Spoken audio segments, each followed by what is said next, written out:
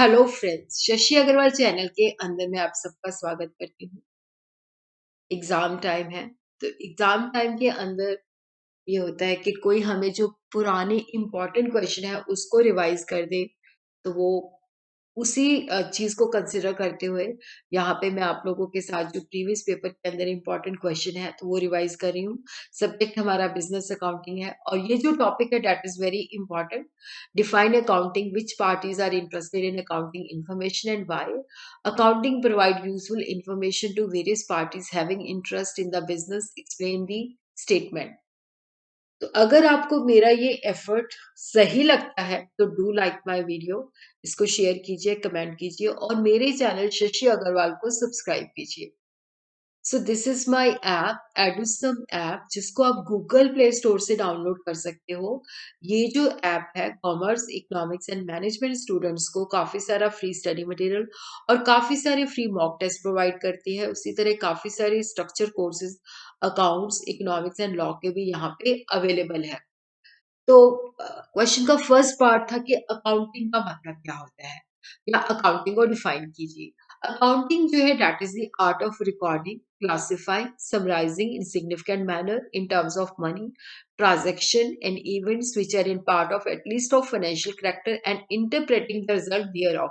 तो यहाँ पे मैंने ये डेफिनेशन पढ़ी है। इसका मतलब जो है अकाउंट्स के अंदर जो है हम रिकॉर्डिंग करते हैं, जो हमारी ट्रांजेक्शन्स होती हैं जिनको हम मनी के रूप में एक्सप्रेस कर सकते हैं, जो फाइनेंशियल नेचर की होती हैं, जो हमारे बिजनेस के साथ रिलेट करती हैं, उनको हम जर्नल के अंदर रिकॉर्ड करते हैं या सब्सिडरी बुक्स के अंदर रिकॉर्ड करते हैं।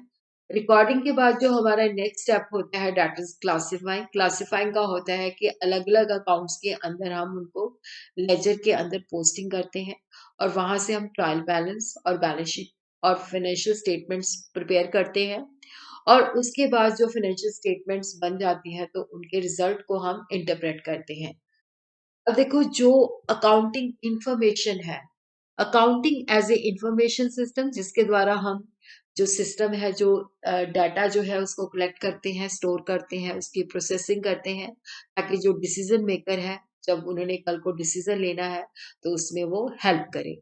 अकाउंटिंग इंफॉर्मेशन जो है फाइनेंशियल स्टेटमेंट की फॉर्म में प्रेजेंट की जाती है, जैसे कि income statement, profit and loss account, trading account, जो हमें बताती है कि अल्टीमेटली हमें नेट प्रॉफिट हुआ है या नेट लॉस हुआ है। पोजीशन स्टेटमेंट जैसे कि बैलेंस शीट, जो कि पर्टिकुलर जैसे कि फाइनेंशियल ईयर के एंड में हमें बताती है, हमारी एसेट्स और लायबिलिटी के बारे में बताती है।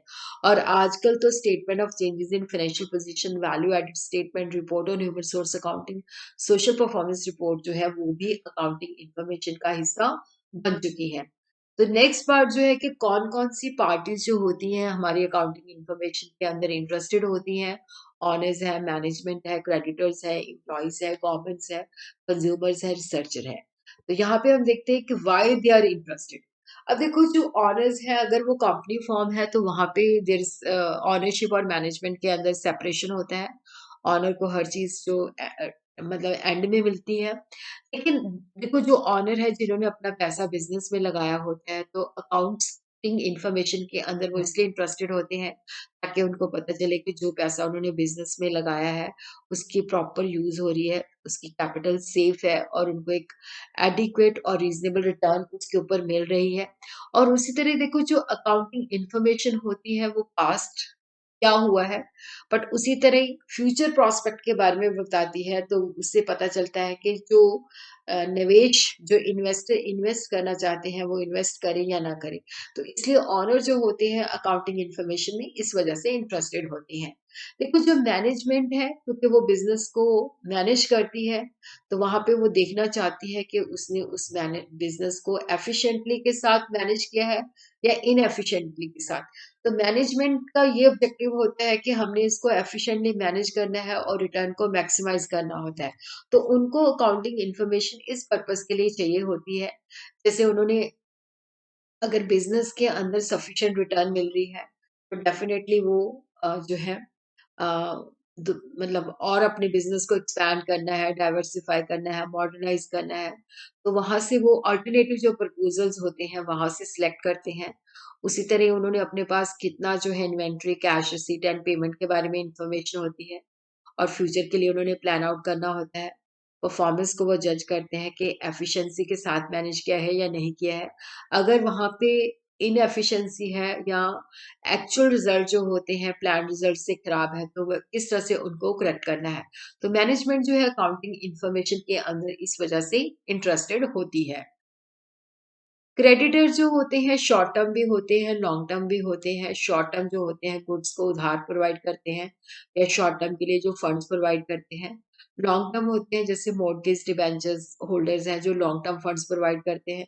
तो दोनों ही क्रेडिटर जो होते हैं वो काउंटिंग इन्फॉर्मेशन के अंदर इस वजह से इंटरेस्टेड होते हैं कि ऑर्गेनाइजेशन की स्टेबिलिटी क्या है, अर्निंग क्या है। क्योंकि देखो जो शॉर्ट टर्म होते हैं उनको होता है कि उनके जो पैसे हैं वो मिल जाएँ। लॉन्ग टर्म जो होते हैं उनकी लॉन्ग टर्म सॉल्वेंसी के अंदर इंटरेस्टेड होते हैं।